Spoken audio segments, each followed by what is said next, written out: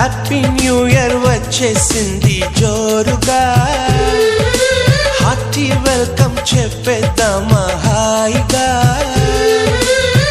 కొత్త కొత్త ఊహల్లో తెలిపోటియా, మనసులోని ఆశల్ని పంచుకో బ్రదర్.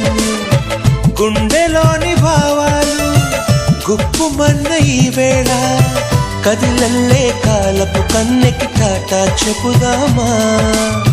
జనవరితో అడుగులు వేస్తూ ముందుకి పోదామా.